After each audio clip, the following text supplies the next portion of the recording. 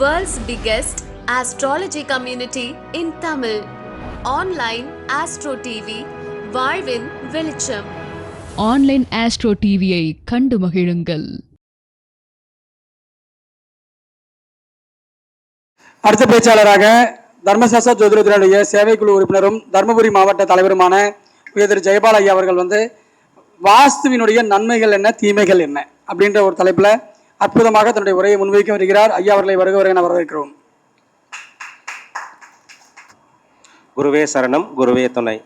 என்னை ஈன்றெடுத்த தாய் தந்தைக்கும் ஜோதிடம் என்னும் மகா உன்னத கலையை கற்றுக் கொடுத்த குருமார்களுக்கும் இந்த தருணத்தில் நன்றியை தெரிவித்துக் கொள்கிறேன். அதே போல் ஏற்கனவே பல்வேறு ஜோதிட கருத்துக்களை பல நுணுக்கமாக பேசிய ஜோதிட குருமார்களுக்கும் இனி அடுத்து பேச இருக்கும் ஜோதிட குருமார்களுக்கும் மீண்டும் ஒரு நன்றியை தெரிவித்துக் கொள்கிறேன். பொதுவாக வாஸ்து 4 திசையிலும் அமையக்கூடிய ஒரு வீட்டானது எவ்வாறு இருக்கிறது, அது நன்மை என்ன, தீமை என்ன, அந்த வாஸ்துல இன்னைக்கு அடிப்படையில் நிறைய பேர் சில தவறுகளும் பண்ணியிருக்கிறாங்க. அது வாஸ்து பார்க்கும் பொழுது அது நமக்கு தெரிகிறது. அது அனுபவத்திலையும் சிலது எடுத்திருக்கிறேன். அதே போல் குருமார்கள் நிறைய விதத்தில் சொல்லி கொடுத்த வகையிலும் இந்த இடத்துல பகிர்ந்து கொள்கிறேன். பொதுவாக நவ கிரகங்கள் அடிப்படையில் பஞ்சபூதங்களின் தன்மையில் ஒரு வீட்டினுடைய தன்மை இயங்குது. அது 9 நவ கிரகங்கள் அஷ்டதிக்கு பாலகர்களாக ஒரு வீட்டில் செயல்படுது. பஞ்சபூதம் அப்படின்னு பார்த்தீங்கன்னா நீர், நெருப்பு, நிலம், காற்று, ஆகாயம், இந்த 5 தத்துவத்தின் அடிப்படையிலும் அந்த ஒரு வீட்டானது இயங்கிக் கொண்டிருக்கிறது. இப்போ நம்ம ஒரு வீட்டில் நம்ம என்ன கொடுக்குறோமோ, என்ன பேசுகிறோமோ அதுதான் நமக்கு திருப்பி கொடுக்கும். அது நல்லது இருந்தால் நல்லது, கெட்டது இருந்தால் கெட்டது. அப்போ அந்த வீட்டுக்கு ஒரு உயிரோட்டம் இருக்கிறது அப்படின்னு சொல்லிட்டு முதல்ல நம்ம உணரணும். அப்போதான் நம்ம அந்த வீட்டில் சந்தோஷமாக வாழக்கூடிய தன்மை நமக்கு இருக்கும். அதே போல் அந்த வீட்டிலிருந்து நம்ம எடுக்கக்கூடிய முயற்சிகள் வெளி வட்டாரத்தில் நம்ம போகக்கூடிய இடத்துல நம்ம எந்த மாதிரியான ஒரு அமைப்பில் முயற்சி பண்ணுறோம், அது வெற்றி கொடுக்கக்கூடிய தருணம் அந்த நம்ம குடியிருக்கக்கூடிய வீடே தீர்மானிக்கும். இப்போ ஈசானியம் அப்படின்னு சொன்னீங்கன்னா பொதுவாக ஈசானியத்தில் கீழ்நிலை தொட்டு அமைக்கிறது, போர்வெல் அமைக்கிறது, நிலத்தடி நீர் சம்பு அதாவது நிலத்தடி நீர் தொட்டி அமைக்கிறது, ஈசான பகுதியில் தலைவாசல் வைக்கிறது, இதெல்லாமே நல்லது. இது அடிப்படையான விஷயம், எல்லாருக்குமே தெரியும். இதற்கு மாறாக சில தவறுகள் செய்கிறாங்க நிறைய இடத்துல வாஸ்து பார்க்கும் பொழுது. எப்படின்னு கேட்டிங்கன்னா, தெற்கு பகுதி ஒரு மனைக்கு ஈசானியத்தில் அக்னி பாவம் வச்சிருக்கிறாங்க, சமையலறை. அப்ப இது தவறுதான். ஏன்னா ஈசான பகுதின்றது நிலத்தின், அதாவது நீரினுடைய ஆதிக்கம் அங்க செயல்படுது. ஈசானினாவே நீர் தத்துவம் இயங்கிட்டே இருக்குது. அந்த நீரினுடைய ஆற்றல் அங்க அதிகரிக்குது. அந்த இடத்துல போய் நம்ம நெருப்பு வச்சோம்னா அது நமக்கு சரியா கொடுக்குமானா கண்டிப்பா அது கொடுக்காது. அப்ப அந்த மாதிரி இடத்துல அமைக்கும் பொழுது என்ன மாதிரி பிரச்சனை இருக்குதுன்னா, பொதுவா அந்த குடும்பத்துல ஒரு அக்னி அந்த சமைக்கக்கூடிய இடத்துல பெண்கள் தான் அதிகமா இருப்பாங்க. அப்ப ஈசானிய பகுதியில அமைக்கும் பொழுது அந்த தலைமை பொறுப்பில் இருக்கக்கூடிய அவங்க 2 பேருக்கும் கருத்து வேறுபாடு பிரச்சனை இருக்கிறதுக்கான வாய்ப்புகள் அதிகரிக்குது. அப்புறம் பாத்தீங்கன்னா கணவன் மனைவிக்கு உண்டான பிரச்சனையோ பிரிவினையோ சந்திக்கக்கூடிய சூழ்நிலையும் அந்த ஈசான பகுதியில் வரக்கூடிய அக்னி பாவம் கொடுத்துருது. ஏன்னா நீரும் நெருப்பும் சேராது. இது நம்ம ஜாதகத்துல பொருத்தம் பார்க்கும்போது கூட நீர் ராசியோ நெருப்பு ராசியோ சேராது அப்படின்னு நம்ம சொல்லுவோம். அந்த மாதிரி ஒரு அமைப்பு. அந்த இடத்துல பாத்தீங்கன்னா நவ கிரகங்கள்ல ஈசான பகுதியில புதன் தான் இருப்பார். நவ கிரகங்கள்ல புதன்னா குழந்தைகள் நம்ம சொல்றோம். அப்ப குழந்தைகள் உருவாவதில் பிரச்சனை இருக்கும், அல்லது குழந்தைகள் உருவாயிட்டால் அந்த குழந்தைகள் தவறான வழியில போறக்கூடிய சூழ்நிலை இருக்கும். அப்ப ஈசானியத்துல நம்ம தெற்கு மனையா அமையும் பொழுது ஈசானியத்துல அக்னி பாவம் வச்சா இந்த மாதிரியான பாதிப்புகளை சந்திக்கும். இது உடல் ரீதியான என்ன மாதிரியான பாதிப்புகள் கொடுக்கும் அப்படின்னு பாத்தீங்கன்னா, பொதுவா பெண்களுக்கு வயிறு சார்ந்த உபாதைகள், கர்ப்பப்பை சார்ந்த விஷயமா இருக்கலாம், உடம்புல நீர் சத்து குறைவா இருக்கலாம். அதே போல அந்த இடத்துல அக்னி பாவிக்கும் போது நீர் தத்துவமும் அந்த நெருப்பு தத்துவமும் உடம்புல சமநிலை இல்லாமல் பாதிப்பை கொடுக்கும். பிபி ஆறுது அல்லது உடம்புல சுகர், இது மாதிரியான சம்பந்தப்பட்ட நோய்கள் சில இடத்துல பெண்களுக்கு கர்ப்பப்பை ரிமூவ் பண்ணக்கூடிய சூழ்நிலை கூட இருக்குது. அப்ப இந்த மாதிரியான பாதிப்புகளை சந்திக்கக்கூடியது அது தவறான ஒரு வாஸ்து அமைப்பு.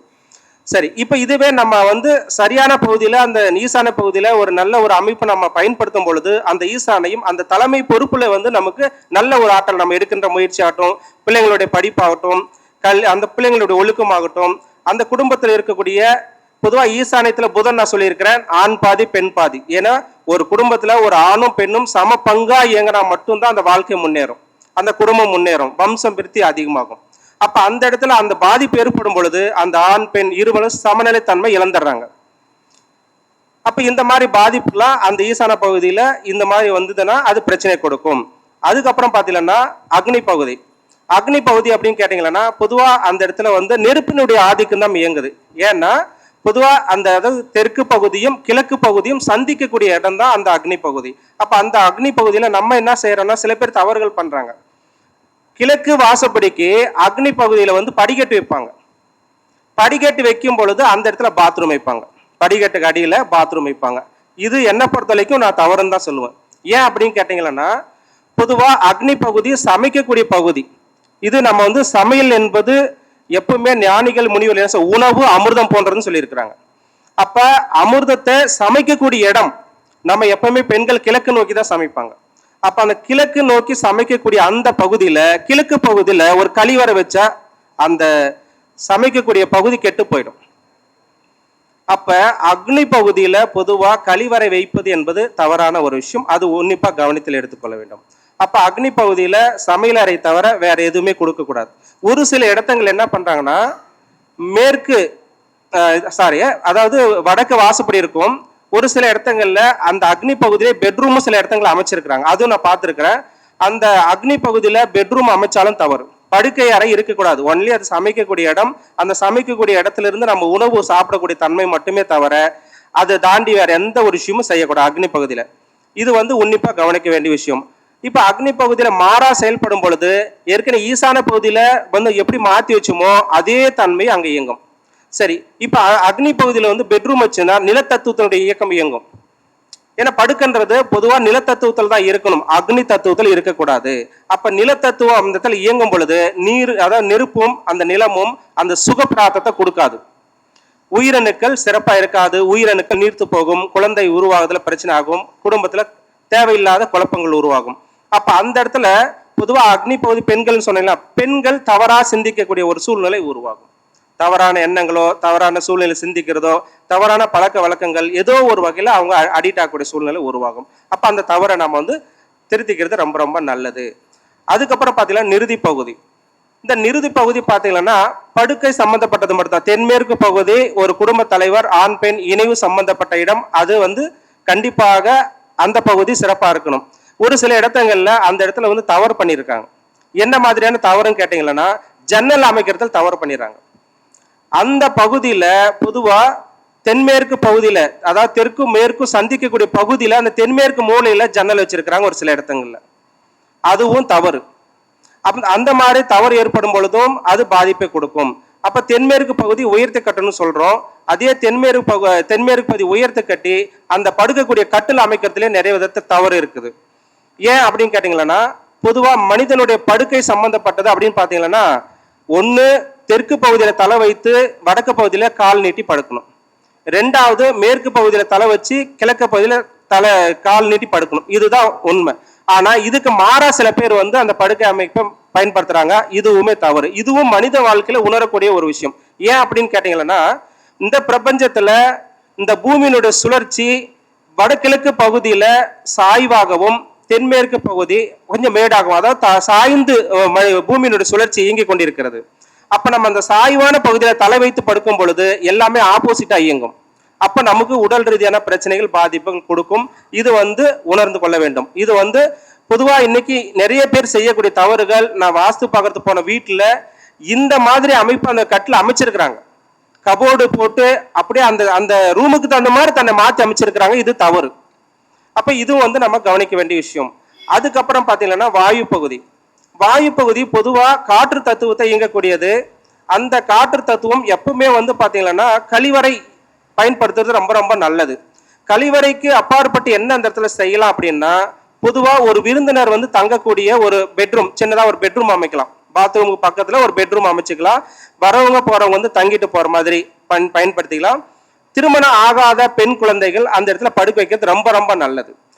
அந்த மாதிரி இருந்தாலும் அந்த குடும்பத்துக்கு ஒரு சுப பலனை கொடுக்கறதுக்கு உண்டான சூழ்நிலை இருக்கும்.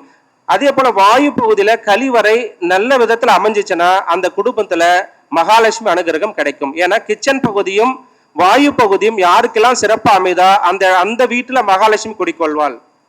அப்ப பொருளாதாரத்துக்கு அந்த வீட்டுல பிரச்சனை இருக்காது. இன்னொரு விஷயம் என்னன்னா, பாத்ரூம் அமைக்கலாம்னு சொல்லிட்டேன். அந்த பாத்ரூம் அமைக்கக்கூடிய அந்த செப்டி அந்த இது வைக்கிறாங்க இல்லைங்களா, பேசன், அது வைக்கிறதுல நிறைய பேர் தவறு பண்ணிடுறாங்க. என்ன தவறு அப்படின்னு கேட்டீங்கன்னா, நம்ம உட்காரக்கூடிய சூழ்நிலை பாத்தீங்கன்னா எப்பவுமே வடக்கு நோக்கி இருக்கணும். ஆனா ஒரு சில இடத்துல பார்க்கும் பொழுது பாத்தீங்கன்னா தெற்கு பார்த்த மாதிரி அமைஞ்சிருது. நம்மளுடைய பேஸ் எப்பவுமே அந்த காலத்துல இருந்து சொல்லி இருக்கிறாங்க, நம்மளுடைய பார்வை என்பது நல்ல திசை நோக்கி தான் இருக்கணும் அப்படின்னு சொல்லி இருக்கிறாங்க. கழிவு பொறுத்தலைக்கு பின்னோக்கி தான் இருக்கணும்னு சொல்லி இருக்கிறாங்க. ஆனா இன்னைக்கு நிறைய இடத்துல அது தவறு. அந்த பேசனை மாத்தி வச்சு அந்த வீட்டுல பொருளாதார நெருக்கடி அதிகமா இருக்குது. நிறைய கடன் பிரச்சனை இருக்கிறதுக்கான காரணம் இது ஒரு அமைப்பா இருக்குது. ஏன்னா ஒரு மனிதன் அந்த கழிவுகளை வந்து சரியான விதத்துல வெளியேற்றினா மட்டும்தான் அவனுடைய உடல் ரீதியான ஒரு எந்த ஒரு பாதிப்பு இல்லாமல் இருக்கும். ஆனா அந்த கழிவுகள் உள்ள தேங்க அந்த வீட்டிலையும் கழிவுகள் தேங்குதுன்றது அர்த்தம். அதனால நோய் நொடிகள் பெருகக்கூடிய சூழ்நிலையும் இருக்குது. அதே போல நிம்மதி சந்தோஷம் இழக்கக்கூடிய சூழ்நிலையும் இருக்குது. இதை நம்ம வந்து உன்னிப்பா கவனிக்க வேண்டிய விஷயம். இப்ப இந்த மாதிரி அடிப்படையான நிறைய விஷயங்களை தவறு பண்றதுனால நிறைய குடும்பத்துல நிறைய சிக்கல்களை பாக்குறாங்க. இது வந்து ஒரு அமைப்பு. அடுத்தது பாத்தீங்கன்னா ஒரு முக்கியமான ஒரு அமைப்பு என்னன்னு கேட்டீங்கன்னா, எப்பவுமே மேற்கு பகுதி உயர்ந்தும் கிழக்கு பகுதி தாழ்ந்து இருக்கக்கூடிய ஒரு வீடு. அந்த வீட்டுல எப்பவுமே பாத்தீங்கன்னா அந்த குடும்பத்துல ஆண்கள் செயல்படக்கூடிய தன்மை எப்பவுமே மதிப்பு மிக்கிறவங்களா இருப்பாங்க. அதே போல அந்த குடும்பத்துல ஆண் வாரிசு கட்டாயம் இருக்கும். இன்னொன்னு, அந்த குடும்பத்துல ஆண்களுக்கு மதிப்பு இருக்கும். ஆண்கள் சொல் பேச்ச கேட்பாங்க. அந்த குடும்பத்துல எப்பவுமே ஒரு நிலையான ஒரு தன்மை இருக்கும். வெளியில போயிட்டு வந்தாலும் அரசு சம்பந்தப்பட்ட தொடர்பு இருப்பாங்க. ஆனா இன்னைக்கு அழகுபடுத்துற விதத்துல என்ன பண்றாங்கன்னா, கிழக்கு பகுதியை உயர்த்து கட்டுறாங்க. மேற்கு பகுதி அந்த டேங்கும் கிழக்கு பகுதியை டிசைன் பண்றதுக்காக அது உயர்த்து கட்டி இன்னைக்கு நிறைய பிரச்சனை சந்திக்கிறாங்க. இதுவும் தவறான ஒரு விஷயம். வாஸ்துல அது நம்ம கவனிக்க வேண்டிய விஷயம். ஏன்னா நான் ஏற்கனவே சொன்னதா, கிழக்கு பகுதி எப்பவுமே கொஞ்சம் தாழ்ந்து இருக்குது, சாய்வா வந்து சுத்துது, 23 டிகிரி சாய்வா சுத்துதுன்னு சொல்லியிருக்கிறேன். அப்ப அந்த பகுதி நம்ம வெயிட் கூடுதல் ஆக ஆக நம்மளுடைய பாரமும் கூடுதல் ஆகுதுன்னு அர்த்தம். இதை புரிஞ்சுக்கணும். இன்னொரு சில இடங்கள்ல பார்க்கும் பொழுது ஈசான பகுதியில மேல் மாடியில வந்து தண்ணி டேங்க் வச்சிருக்கிறாங்க. டவுனுக்குள்ள பாத்தீங்கன்னா ஈசான பகுதியில டெலிபோன் டவர் வச்சிருக்காங்க வீட்டுக்கு மேல. நான் ஒரு குறிப்பிட்ட வீடுகள் வாசு பார்த்திருக்கிறேன். இதே ஈரோட்ல கூட வந்து பார்த்திருக்கிறேன். அதுக்கு மேல வந்து பாத்தீங்கன்னா டெலிபோன் டவர் வச்சிருக்காங்க. அப்ப அந்த டெலிபோன் டவர் வச்ச வீட்டுல பாத்தீங்கன்னா குழந்தைங்களுக்கு ஆக்சிடென்ட் ஆயிருக்குது. இது நான் அங்க சொன்ன போது வாசு பார்க்கும்பொழுது ஆமான்னு சொல்லி இருக்கிறாங்க. விபத்துகள் சந்திச்சு நிறைய பாதிப்புகள் இழந்திருக்கிறாங்க. இப்ப அந்த டெலிபோன் கம்பத்தை எடுத்துட்டு பாத்தீங்கன்னா மேற்கு பகுதியில மாத்துங்கன்னு சொல்லி இருக்கிறோம். இப்ப அதை மாத்தினதுக்கு அப்புறம் இப்ப பரவாயில்லன்னு சொல்லி இருக்கிறாங்க. அப்ப ஒவ்வொரு விஷயங்களும் அந்த நம்ம ஈசான பகுதியில அழுத்தம் கொடுக்க நம்ம மேல பாரம் அதிகமாகுதுன்னு அர்த்தம். இது வந்து உணர்ந்துக்கணும். அதுக்கப்புறம் பாத்தீங்கன்னா இன்னொரு விஷயம் பாத்தீங்கன்னா, தெற்கு பகுதி உயர்ந்திருக்கணும், வடக்கு பகுதி கொஞ்சம் தாழ்ந்திருக்கணும். தெற்கு பகுதி உயர்ந்திருந்து வடக்கு பகுதி தாழ்ந்திருந்தா அந்த குடும்பத்துல பெண்களுக்கு நல்ல ஒரு ஆற்றல் இருக்கும். பெண்களுடைய ஆதிக்கம் அற்புதமா இருக்கும். மகாலட்சுமி, எப்பவுமே பெண்களை மகாலட்சுமின்னு சொல்லுவோம். அப்ப அந்த குடும்பத்துல செல்வங்கள் அதிகரிக்கும். அப்ப இது நம்ம வந்து உண்மையாவே வந்து நம்ம கவனிக்க வேண்டிய விஷயம். ஏன்னா தெற்கு அக்னி பகுதியில தான் நம்ம வந்து என்ன பண்றோம், கிழக்கும் தெற்கும் சந்திக்கக்கூடிய பகுதியில தான் அக்னி வச்சிருக்கிறோம். அந்த பகுதி மகாலட்சுமின்னு சொல்றோம். அப்ப அந்த தெற்கு பகுதி உயரும் பொழுது நம்மளோட செல்வங்களும் உயரும்.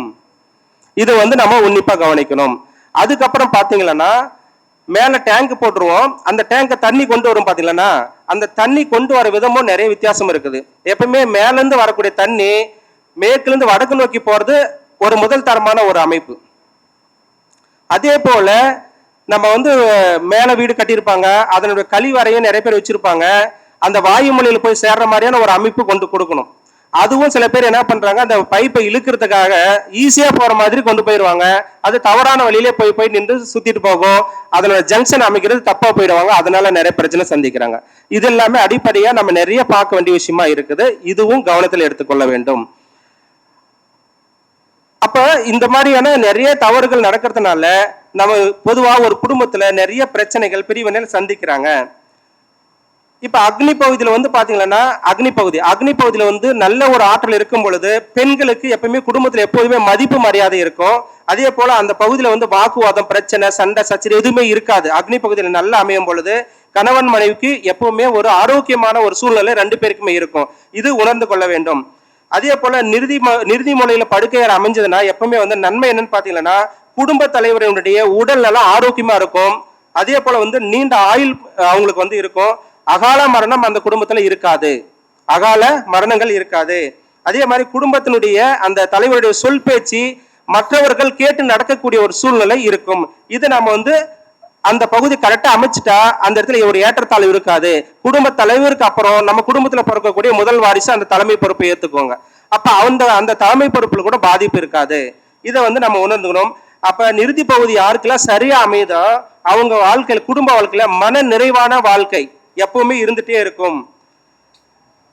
இதுக்கு பாத்தீங்கன்னா விதிவிலக்கு ஒண்ணு இருக்குது. நிறுதி பகுதிக்கு மட்டும் நம்ம வந்து பக்கத்து வீட்டையும் ஆய்வு பண்ணி பார்க்கணும். ஒரு இடத்துல வீடு கட்டுறோம்னா என்ன பண்ணணும்னு கேட்டீங்கன்னா நம்ம வீட்டை மட்டுமே உன்னிப்பா பார்க்காம பக்கத்து இடத்தினுடைய சூழ்நிலையை ஆராய்ஞ்சு பார்க்கணும். தென்மேற்கு பகுதிக்கு மட்டும். ஏன் அப்படின்னு கேட்டீங்கன்னா நம்ம பகுதிக்கு பின்னாடி இருக்கிற வீட்டுல வந்து பாத்தீங்கன்னா ஈசான பகுதி அவங்களுக்கு இருக்கும். அப்ப அந்த இடத்துல அவங்க என்ன பண்ணிருப்பாங்க, குழி தோண்டி இருப்பாங்க, இல்ல போர்வெல் இட்டிருப்பாங்க, சம்பு போட்டிருப்பாங்க. இப்ப நம்ம இடத்துக்கு அவங்களுக்கு இடத்துக்கு ஒரு குறிப்பிட்ட டிஸ்டன்ஸ் தான் இருக்கும். அப்ப அதனுடைய தாக்கம் நமக்கு கண்டிப்பா பாதிப்பு இருக்கும். அப்ப இதை அறிஞ்சிக்கணும். இதை அறிஞ்சு என்ன பண்ணணும், நம்ம காம்பவுண்ட் வால் கட்டணும். அப்படி காம்பவுண்ட் வால் கட்டினா அந்த காம்பவுண்டும் நம்ம வீடும் டச் ஆகக்கூடாது. அப்படி டச் ஆகாம கட்டினா மட்டும்தான் அந்த இடத்தினுடைய பாதிப்பு நம்மளை ஒன்றும் செய்யாது. ஆனா இன்னைக்கு என்ன பண்ண, காம்பவுண்ட் கட்டன்னு சொல்லிட்டு அந்த செவுத்துல இணைச்சிடுறாங்க.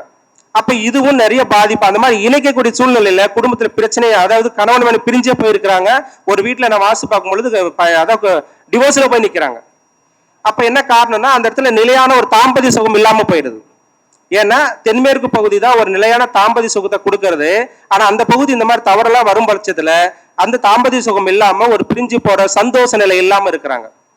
ஆணும் பெண்ணும் தனித்தனியான ஒரு பட்டாட்டு சூழ்நிலை இருந்ததுனால அந்த குடும்பத்துல ஒரு வம்சவிருத்தி இல்லாம போயிடுது. அப்ப இது நம்ம உணர்ந்துக்கணும். அப்ப காம்பவுண்ட் வால் கட்டி அந்த காம்பவுண்ட் என்ன பண்ணலாம்னு கேட்டீங்கன்னா இந்த செவுத்துக்கும் பக்கத்து வீட்டு காட்டுக்கிற செவுத்துக்கும் தொடர்பு இல்லாம இருக்கணும். பக்கத்து வீட்டுக்கும் நமக்கும் தொடர்பு இல்லாம மட்டும்தான் அது நமக்கு இந்த பிரபஞ்சத்துல அதனுடைய ஆற்றல் சரியா இயங்கும். இன்னொன்னு பாத்தீங்கன்னா காம்பவுண்ட் வால் சுத்திரும் பாத்தீங்கன்னா நம்ம பிரம்மஸ்தானம் அப்படி சொல்றோம். நவகிரகத்துல நடுப்பகுதியில் இருக்கிறது சூரியன். இது நவகிரகம், நடுப்பகுதியில் இருக்கு சூரியன். ஆனா நம்ம வீட்டுக்கு அந்த சூரியனுடைய ஆற்றல் ஈர்த்து குடிக்கக்கூடியது அந்த காம்பவுண்ட் வால் தான். ஏன்னா அந்த காம்பவுண்ட் வால் தான் நமக்கு பாதுகாப்பு. ஒரு நவகிரகத்துல சூரியன் எப்படி பாதுகாப்போ அதே போல அந்த காம்பவுண்ட் வால் நம்ம குடும்பத்துக்கு பாதுகாப்பு. அப்ப அந்த காம்பவுண்ட் வால்ன்றது எந்த செவுத்துமே நம்ம செவுத்தையும் தொடக்கூடாது, பக்கத்து வீட்டு செவுத்தையும் தொடக்கூடாது. அப்படி இருந்தா மட்டும்தான் அந்த குடும்ப வாழ்வை இல்லற வாழ்க்கை நல்லறமாக இருக்கும். இது வந்து உணர்ந்து கொள்ள வேண்டும். இப்ப வந்து பஞ்சபூதங்கள்ல நம்ம சொல்லியிருக்கிறோம், நீரு, நெருப்பு, நிலம், காற்று, ஆகாயம். இப்ப வந்து ஏதோ ஒரு வகையில தவறு ஏற்பட்டுருது. இதை இடிச்சுதான் சரி பண்ணணுமா? ஏன்னா ஒரு வீடு கட்டுறது ரொம்ப ரொம்ப கஷ்டம். இன்னைக்கு ஒரு வீடு கட்டினா கிட்டத்தட்ட ஒரு 20 லட்சமாவது மினிமம் போட்டாதான் ஒரு வீட்டை அமைக்க முடியும். அப்படி வீட்டை அமைச்சிட்டு சின்ன சின்ன தவறுகள் பண்ணும் பட்சத்துல அது இடிச்சுதான் சரி பண்ணணுமா அப்படின்னு கேட்டா கண்டிப்பா கிடையாது. அதை ஆய்வு பண்ணி பார்த்து அது எந்த அளவுல தவறு இருக்குன்னு கண்டுபிடிக்கணும் முதல்ல.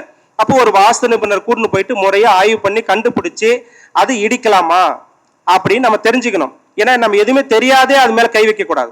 அப்போ ஏன்னா நமக்கு ஒரு உடம்பு சரியில்லாம போயிடுது, நம்ம ஒரு டாக்டர்கிட்ட போறோம், அது என்ன காய்ச்சல்னு தெரியாதே நம்ம மருந்து எடுத்துக்க முடியுமா? டாக்டர் செக் பண்ணிட்டு பிளட் செக் பண்றாரு. பிளட் செக் பண்ணி என்ன நோயின் கண்டுபிடிச்சதுக்கு அப்பதான் அதுக்கு ஒரு சொல்யூஷன் கொடுக்குறாரு. அது வரைக்கும் அது இன்னுமே தொடரல. இதுதான் உண்மையான விஷயம். அதே போலதான் நம்ம வீட்லயும் உயிர் உள்ள காரகத்துவம் இயங்கிட்டே இருக்குது. அப்ப அந்த உயிர் மேல நான் டக்குன்னு போய் கை வைக்க முடியுமா? முடியாது. இது நம்ம முன்னோர்கள் என்ன சொல்லி இருக்கிறாங்கன்னா, ஒரு பாதிப்புகள் இருக்குது, ஒரு அஷ்டபந்த எந்திரங்களோ இல்ல வாஸ்து எந்திரங்களோ முதல்ல அதை வச்சு பாருங்க. அது சரியாகாத பட்சத்துலதான் நீங்க அடுத்த கட்டத்துக்கு போகணும்னு சொல்லி இருக்கிறாங்க. இப்ப நம்ம ஒரு கஷ்டம் வந்துருச்சு, முதல்ல எங்க போனோம்? தெய்வத்தை நாடிதான் போறோம். நமக்கு உடம்பு சரியில்லைன்னா டாக்டர் நாடி போறோம். அதே போல நம்ம ஒரு கஷ்டம் வந்தா ஒரு ஜோதிடர் அணுகி ஒரு வாசனைபர் அணுகி அது முறையா சரியா தப்பா எந்த அளவுக்கு தவறா இருக்குன்னு கண்டுபிடிச்சு அதுக்கப்புறம் திருத்தம் பண்றதுதான் நல்லது. இப்ப நம்ம உடம்புல ஒரு பாதிப்பு இருக்குதுன்னா டக்குன்னு ரிமூவ் பண்ணிடுறோமா? கிடையாது. அதுக்கு என்ன மருந்து மாத்திர மூலியமா சரி பண்ண முடியுமா தான் முதல்ல நம்ம கேட்கிறோம். எடுத்தவனே கையை வெட்டி வீசறியுமா? கிடையவே கிடையாது. அதே போல ஒரு வீட்டுல ஒரு பாதிப்பு ஏற்பட்டதுன்னா முதல்ல அது ரிமூவ் பண்றதை விட முதல்ல அதை ஆய்வு பண்ணி அது எந்த முறையில சரி பண்ண முடியும்னு முதல்ல கண்டுபிடிக்கணும். அப்படி கண்டுபிடிக்கிறத இறைவழியில நிறைய வகையில நம்ம அது ஃபாலோ பண்ணலாம். அந்த மாதிரி பாத்தீங்கன்னா ஒரு குடும்பத்துல ஒரு வீட்டுல பாத்தீங்கன்னா நிலத்தத்துவத்துல வந்து ஏதோ ஒரு தவறு பண்ணிடுறோம். பஞ்சபூதத்துல நிலத்தத்துவத்துல அமைப்பு சாரத்தில் தப்பா பண்ணிடுறோம். சில வீட்டுங்களை போய் உள்கூடு பார்த்தா 12 அடி கூட வச்சிருக்காங்க. ஆனா அது தப்புன்னு தான் நம்ம சொல்லுவோம். அந்த 1/2 அடிக்கு 1 அடிக்கு நம்ம என்ன அட்ஜஸ்ட்மெண்ட் பண்ண முடியுமா? ஒரு கபோர்டு அமைக்கலாம், அவ்வளவுதான் நம்ம செய்ய முடியும். ஆனா அந்த இடத்துல அந்த நிலத்தத்துவத்தோட தன்மை அப்படியே தான் இருக்கும் பாதிப்பு. ஏன்னா நம்ம கபோர்டுன்றது எப்ப வேணாலும் எடுக்கலாம், ஆனா செவுரு எடுக்க முடியுமா? முடியாது. அப்ப கபோர்டுன்றது எடுக்க முடியும், செவுரு எடுக்க முடியாது.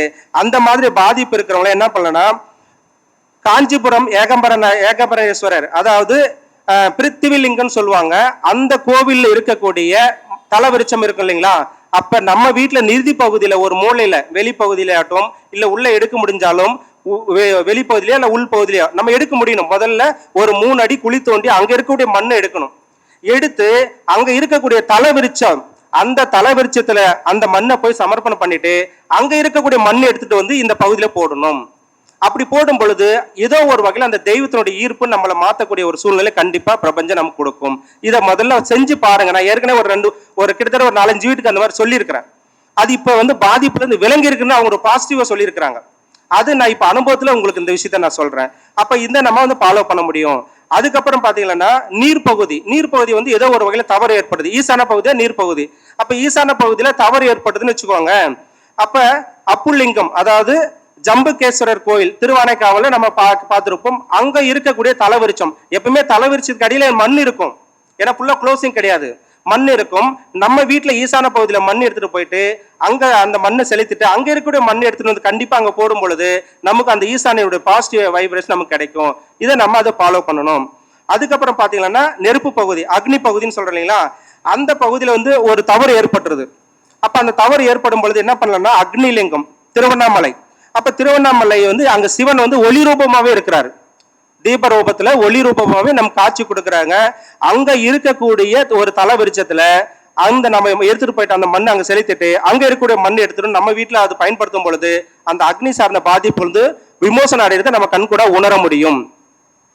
அதுக்கப்புறம் பாத்தீங்கன்னா காற்று பாத்தீங்கன்னா வாயுலிங்கம்னா பொதுவா நம்ம என்ன சொல்லுவோம்னா காளகஸ்தின்னு சொல்லுவோம். அப்ப காளகஸ்தி கோவிலுக்கு போயிட்டு அங்க இருக்கக்கூடிய தல விருட்சத்துல இந்த மண்ணை சமர்ப்பணம் பண்ணிட்டு அங்கிருந்து அந்த மண்ணை எடுத்துட்டு வந்து கண்டிப்பா அது நம்ம அந்த இடத்துல நம்ம பயன்படுத்தும் பொழுது நமக்கு பாசிட்டிவ் எனர்ஜி கிடைக்கும். அதுக்கப்புறம் பாத்தீங்கன்னா ஆகாயம், இது வந்து நம்ம மைய பகுதின்னு சொல்லுவோம். ஆனா இந்த ஆகாய தத்துவம் பொறுத்தவரைக்கும் எப்படி இயங்குதுன்னு கேட்டீங்கன்னா நீரு, நெருப்பு, நிலம், காற்று இது 3ம் சேர்ந்ததுதான் ஆகாய தத்துவம். அப்ப 4 கார்னர்ல இருக்கக்கூடிய மண்ணை எடுத்துன்னு போயிட்டு சிதம்பரம் நடராஜ் கோயில் பாத்தீங்களா, அப்ப அங்க இருக்கக்கூடிய ஆகாசலிங்கம், அங்க இருக்கக்கூடிய தலவிருச்சத்துல அந்த மண்ணை செலுத்திட்டு அங்க இருக்கக்கூடிய மண்ணை எடுத்துட்டு வந்து கண்டிப்பா இங்க செலுத்தும் பொழுது நமக்கு அந்த ஆகாய தத்துவம் சிறப்பா இயங்கும். அப்ப ஏதோ ஒரு வகையில சின்ன சின்ன பாதிப்பு விமோசனம் அடைகிறத நம்ம கண் கூட உணர முடியும். ரைட்டுங்களா? இதை நம்ம வந்து ஃபாலோ பண்ணி பார்க்கலாம். அதுக்கப்புறம் பாத்தீங்கன்னா இந்த மாதிரி பாதிப்புலாம் இருந்ததுன்னா அந்த பஞ்சபூத அதிபதி இருக்கிறாங்க இல்லையா, அவங்கள நம்ம வீட்டுல வச்சு கூட நம்ம வழிபாடு பண்ணலாம். அப்படி வழிபாடு பண்ணும் பொழுது கூட நமக்கு நல்ல ஒரு ஆற்றல் கிடைக்கும். இது நம்ம உணர்ந்து இது நம்ம வந்து டெய்லி பயன்படுத்தும் பொழுதுதான் அதனுடைய தாக்கத்துல இருந்து நம்ம விடுபடுறத உணர முடியுமே தவிர சடான ஒரு விஷயம் நடக்கணும்னு கண்டிப்பா கிடையாது. இப்ப நமக்கு உடம்பு சரியில்லைன்னா இன்னைக்கே தீர்வு கிடைக்கணும் கண்டிப்பா கிடைக்காது. அப்போ ஒரு டாக்டர்கிட்ட சொன்னா கூட 7 நாள் மருந்து எடுத்துக்கோங்க சொல்லுவாரு.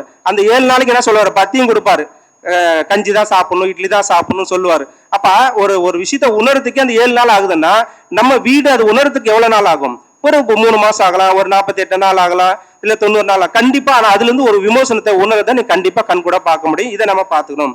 இது வந்து பொதுவா ஒரு வீட்டுல வாஸ்துல பல்வேறு பிரச்சனைகளை நம்ம இது வந்து சரி பண்ண முடியும்.